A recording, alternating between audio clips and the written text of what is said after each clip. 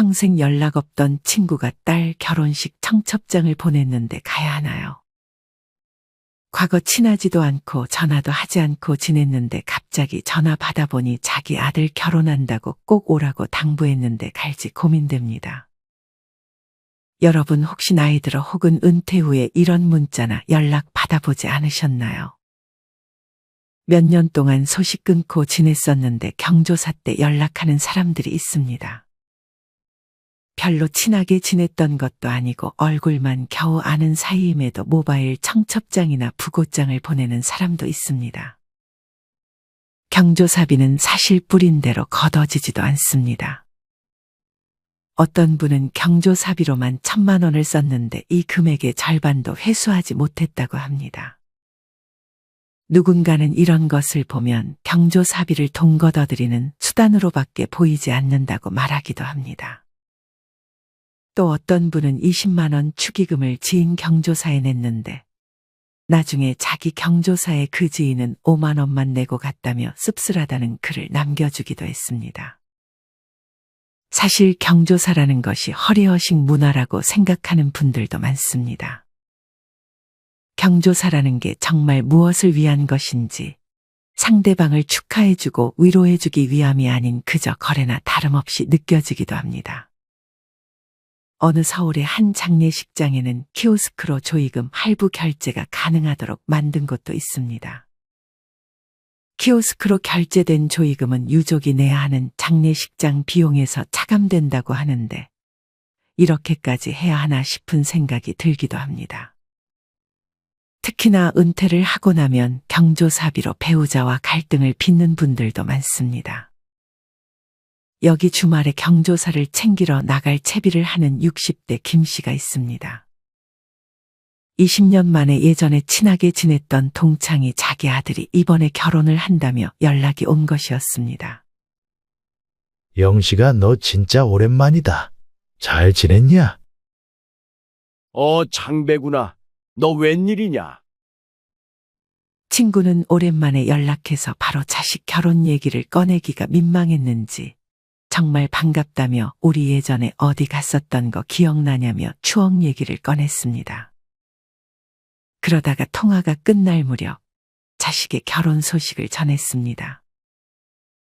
이번에 막내 아들이 결혼하는데 또 자식 결혼식은 부모 인맥이 중요하잖냐? 그래야 내 체면이 서기도 하고 꼭 좀 와줬으면 한다. 돈은 안 내도 돼. 밥만 먹고 가. 김 씨는 은퇴도 했고 할 일도 많이 없었기에 그리고 무엇보다 좋아했던 친구였기에 거리낌 없이 가겠다고 했습니다. 그 친구는 잘생긴 외모에 운동도 잘했고 싸움도 잘해 말 그대로 인기가 많았던 친구였습니다. 이 친구를 보며 어떤 일을 하든 성공할 사람이라고 생각했고 오랫동안 신뢰하는 마음도 있었습니다. 물론 이 친구는 김 씨의 아들 결혼식에는 참석을 하지 않았습니다. 김 씨는 이 친구에게 청첩장을 보내기는 했지만 답장이 오지 않았었습니다. 김 씨는 그냥 일이 바쁜가 보지 하고 크게 개의치 않아 했습니다. 김 씨는 요새 결혼식 밥값도 비싸니 10만 원 정도를 하려고 했지만 아내는 기겁했습니다. 그분은 우리 영기 결혼식 때 오지도 않았는데 뭘 10만 원씩이나 하려고 해. 원래 받은 게 있어야 주는 거지. 우리도 이제 지출 관리해야 할 시기야. 김 씨는 아내의 성화에 못 이겨 그러는 척했지만 그래도 10만 원을 준비해 갔습니다. 사실 김 씨는 은퇴하고 외로움을 많이 느끼던 상태였습니다. 은퇴를 한 후 직원들의 경조사에 빠짐없이 참석했지만 누구 하나 은퇴한 김 씨를 반겨주는 사람은 없었습니다. 예전에는 경조사가 끝나면 밥을 사준다든지 그랬지만 이제는 참석해도 대부분 연락 한 통 받지 못했습니다. 김 씨는 회사에서 승진이나 인사에 영향을 줄 수 있는 자리에 있었던 때가 있었습니다. 그때는 부하 직원들이 멀리서도 일부러 달려와 반갑게 인사하더니 은퇴하고 자리를 떠나자 모르는 사람처럼 눈인사조차도 받지 못할 때가 많았습니다. 김 씨가 직장에 다닐 때면 명절 아침부터 제사도 지내지 못할 정도로 전화기에 불이 붙었지만 은퇴 후 1년 만에 찬밥 신세가 되어버렸고 1년 전 김 씨가 부친상을 당했을 때 그만둔 부하 직원 중 3명만 잠깐 인사하고 가는 정도였습니다. 김 씨는 옛말에 정승집에 개가 죽으면 북적이지만 정승이 죽으면 개미 한 마리 없다는 말이 이런 거구나 생각했습니다. 김 씨가 이런 일을 당할 때면 아내는 한마디씩 거들었습니다. 웃긴 게 여러 군데 모임이 있지만 가만 보면 애들 시집장가 다 보내고 부모님 상 치른 후엔 은근히 모임에 안 나오는 인간들도 많더라. 다들 자기들만 생각하는 거지. 왜 그렇게 사는지들. 한창 외로워하던 김 씨에게 연락해준 친구는 김 씨에게 큰 위로가 되었습니다. 친구는 자식 결혼식에 와준 김 씨를 격하게 반겨줬습니다. 영씨가 와줬구나. 고맙다. 격하게 반겨주는 친구로 인해 김 씨도 먼 길 온 게 헛되지 않았구나 생각했습니다. 김 씨는 결혼식장에서 동창을 많이 볼 수 있을 거라 생각했지만 의외로 아는 얼굴들이 많이 보이지는 않았습니다. 경철이랑 규식이 안 왔냐? 그러자 친구는 약간 버벅이며 걔네는 몸이 안 좋은가 봐. 오지는 못하고 축의금만 보냈어.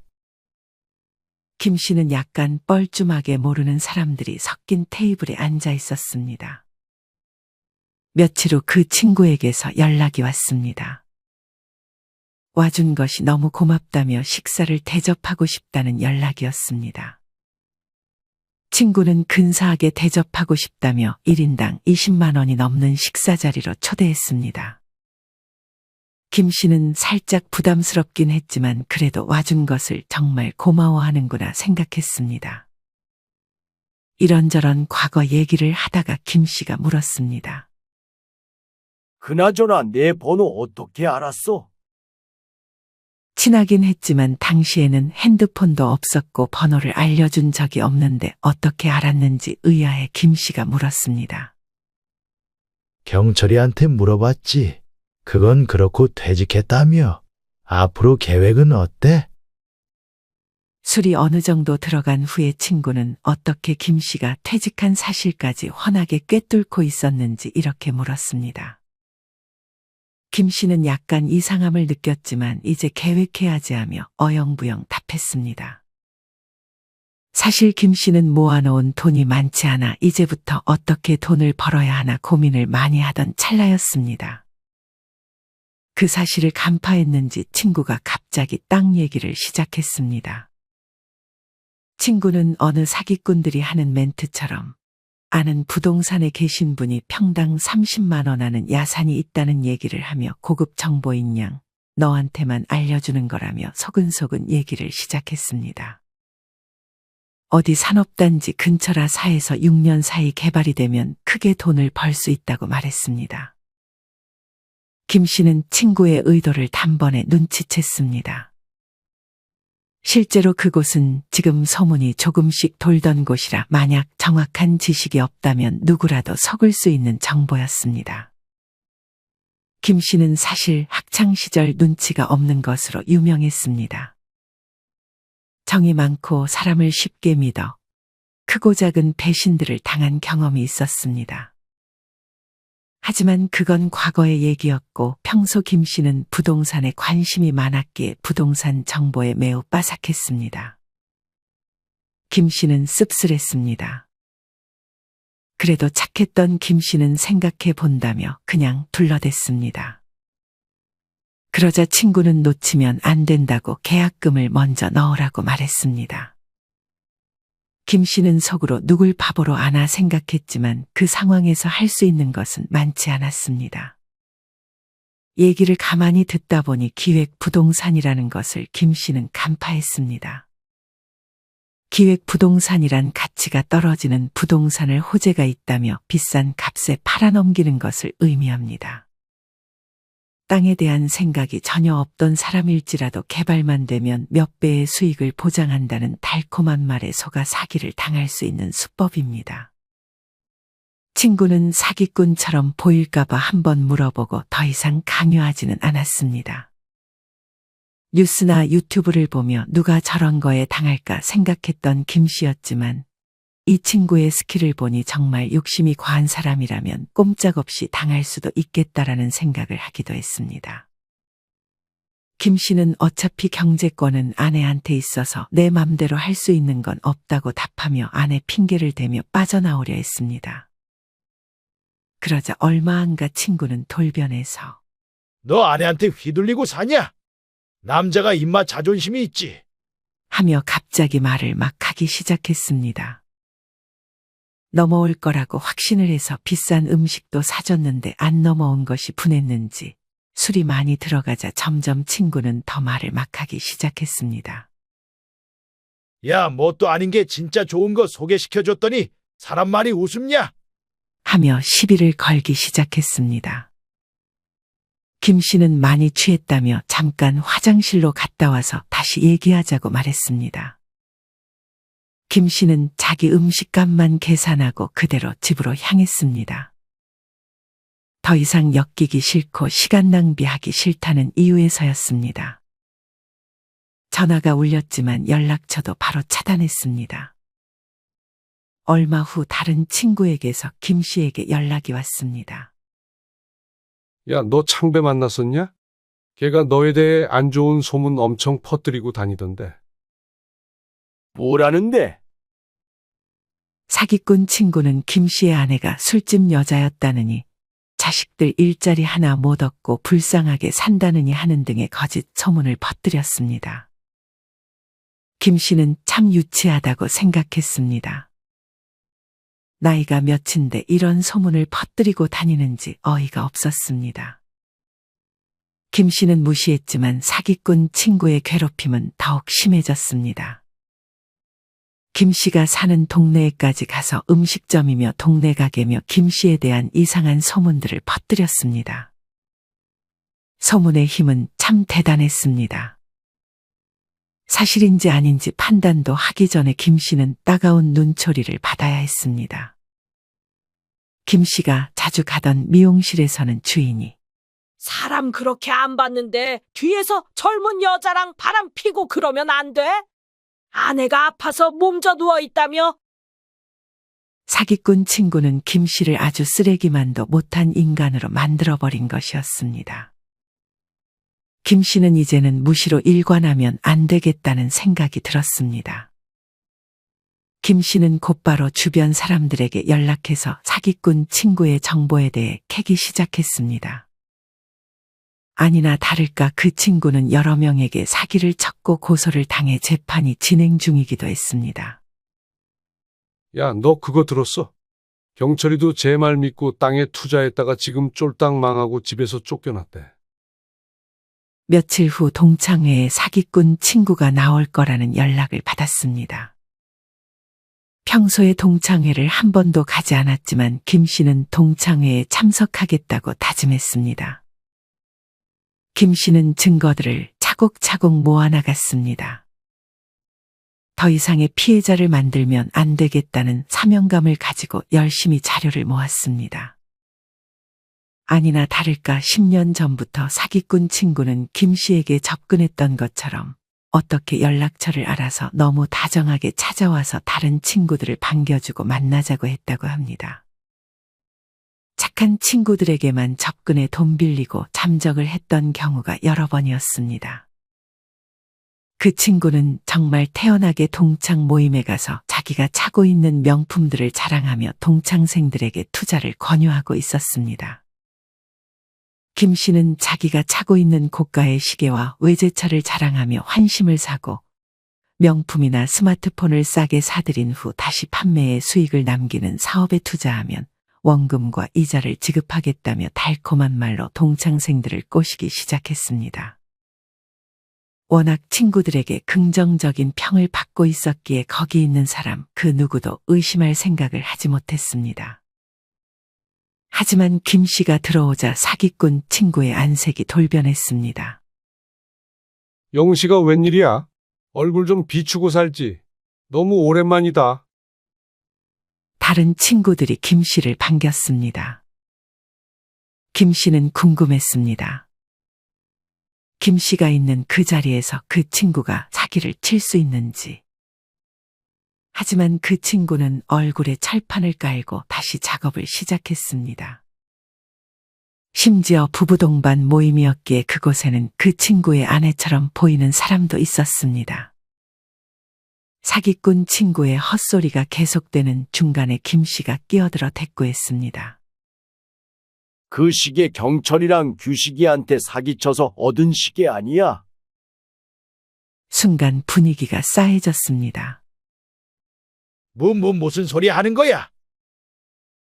야, 너네 얘한테 땅 투자하라고 연락까지 안 왔었냐? 하며 모두가 있는 자리에서 다른 친구들과의 녹음 파일을 들려주고 현재 재판 중인 것까지 알렸습니다. 하지만 사기꾼 친구는 발뺌했습니다. 뭔 헛소리야? 너 죽고 싶어? 하지만 김 씨는 성인이 되고 꾸준히 유도에 합기도에 각종 무술을 취미로 배워왔습니다. 아무리 학창시절에는 체격이 왜소의 상대가 되지 않았다 하더라도 지금은 얘기가 달랐습니다. 사기꾼 친구는 큰 키를 앞세워 김 씨를 위협했지만 김 씨는 그대로 업어치기를 해서 순식간에 제압했습니다. 사기꾼 친구의 얼굴은 순식간에 음식물로 범벅이 되었습니다. 사기꾼 친구는 분해하며 경찰에 신고할 거라고 했지만 사실 그 친구는 전과도 여러 개 있어 신고를 하지 못할 것이라는 것을 김 씨는 알고 있었습니다. 그 덕에 다른 친구들은 사기를 당하지 않을 수 있었습니다. 얼마 후 사기꾼 친구는 그 친구의 아내에게까지 이혼 소송을 당했다는 소문이 들려왔습니다. 사실 그 동창회에 그 친구와 같이 왔던 사람은 아내가 아니라 또 다른 피해자였습니다. 사기꾼 친구는 유부남이었지만 자신을 솔로라고 속여 여자에게 접근했던 것이었습니다. 김 씨는 그 피해 여성으로부터 사업비 명목으로 1억 원을 가로챘고 피해 여성이 그 친구가 혼인신고를 미루는 것에 대해 의심하자 잔고가 10억 원인 것처럼 통장을 위조하고 배우자와 자녀가 없는 것처럼 가족관계 증명서도 거짓으로 꾸민 것이었습니다. 결국 시간이 흘러 모든 것이 탄로났고 그 친구의 모든 재산은 압수당했으며 감옥에까지 가게 되었습니다. 다른 친구들은 김 씨에게 고마움을 표했습니다. 너 아니었으면 진짜 꼼짝없이 당할 뻔했네. 저런 쓰레기만도 못한 인간. 이 일에 대한 소문이 다시 퍼지며 김 씨는 동네 사람들에게도 오해를 풀 수 있었습니다. 김 씨는 이날 이후로 모르는 번호이거나 오랜만에 오는 친구의 연락은 받지 않기로 했습니다. 무슨 욕심에서 전화를 받았는지 모르겠지만 이제는 관계든 뭐든 정리해야 하는 시기라고 생각했습니다. 김 씨는 과거가 그리웠는지도 모르겠습니다. 하지만 이날 이후 과거는 과거로 남겨두기로 했습니다. 그 이후로도 오랜만에 연락 오던 친구들은 대부분 아쉬운 게 있어서 연락이 오는 경우가 많았습니다. 예전에 김 씨가 전화나 문자를 했을 때 받지도 않던 친구들이 뭔가 김 씨에게서 하나라도 더 떼먹으려고 연락을 하는 것이었습니다. 김 씨는 다른 경조사는 연락을 받지 않았지만 어느 날 친했던 친구 사망 소식을 접하고 장례식장을 찾았습니다. 친구가 사고로 사망해서 나온 보험금과 보상금 등 몇 억 정도가 생겼는데 친구의 아내는 그 돈으로 남아있는 아이 셋을 보살필 계획을 하고 있었습니다. 하지만 시아버지란 사람이 찾아와서 그 돈을 달라고 하는 황당한 장면을 목격하기도 했습니다. 졸지에 가장을 잃고 슬픔에 빠진 사람을 향해서 돈 욕심을 드러내는 걸 보니 참 사람 같지 않아 보인다는 생각까지 들었습니다. 사람들은 누가 돈이 생겼다고 하면 마치 하이에나처럼 달려드는구나 하고 생각했습니다. 김 씨는 이 일 이후로 혼자 보내는 시간을 많이 가졌습니다. 은퇴하고 그동안 베풀었다고 생각한 것도 모두 잊고 그냥 그러려니 하는 마음을 키워나갔습니다. 김 씨는 동네를 산책하다가 유명 햄버거 가게에서 세일을 하길래 오랜만에 햄버거를 먹을까 싶어 들어갔습니다. 이젠 이런 가게 모두가 대인 주문이 되지 않았습니다. 그래도 90년대부터 컴퓨터를 다뤄본 김 씨는 별거 있냐 싶어서 자신있게 도전했지만 주문 방식이 직관적이지 않고 추가 주문을 강요하는 화면이 계속 올라와서 당황했습니다. 잘못 입력하면 처음부터 다시 시작하거나 앞 화면 되돌아가서 취소를 해야 되는 방식이었습니다.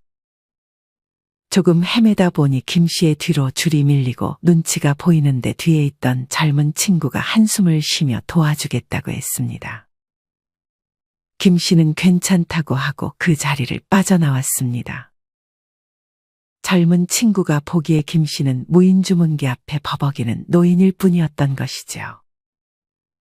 김 씨는 그간 회사에서 대우받았던 대접은 남은 일생에 없다고 생각했습니다.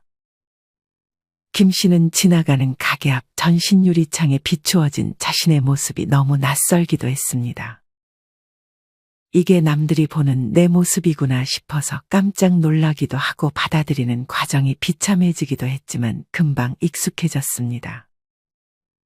김 씨는 이날 이후로 이제 경조사에도 잘 가지 않고 혈육인 경우에만 참석했습니다.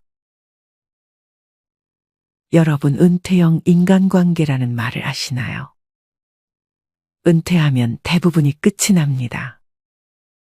퇴직 다음 날부터 인간관계는 끝난다고 생각하는 것이 좋습니다.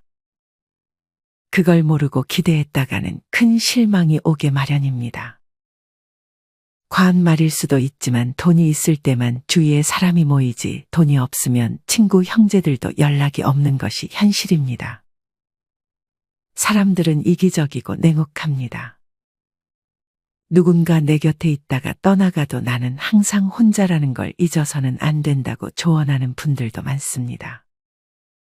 친구도 30살 이전이지 그 후부터는 서로 각자 자기 욕심이 과해집니다. 그걸 나쁘다 하지 말고 그것을 몰랐던 자신이 어리석다는 것을 알아야 합니다. 경조사 잘 찾아 다녀봤자 안 오는 사람도 많다는 걸 알아야 하고 자기 역시 남의 경조사에 다 찾아다닐 필요 없는 것 같습니다. 과거에 미련 갖고 과거를 참고 삼아 판단하는 것들이 현재와 미래에는 많이 달라진다는 것을 알아야 합니다. 시간이 지나면 믿음도 가치관도 변한다는 사실도 말이죠. 지나간 사람들을 다시 만날 일이 있을 때 마음을 비우고 아무런 기대도 안 하고 만나면 괜찮습니다. 그냥 어찌 살고 있나 소식이나 들으러 간다 생각하면 괜찮다고 생각하는 것이 마음 편한 것 같습니다. 인간관계의 정답은 없긴 하지만 스트레스를 주는 인간관계는 피하고 나이가 들어서는 나 자신과 대면하는 시간을 가지는 것이 좋은 방향이 아닐까 생각합니다. 이상으로 오늘의 영상을 마치겠습니다. 우리 모든 구독자분들의 행복한 여생을 응원합니다. 다음에 더 좋은 내용으로 찾아뵙겠습니다. 감사합니다.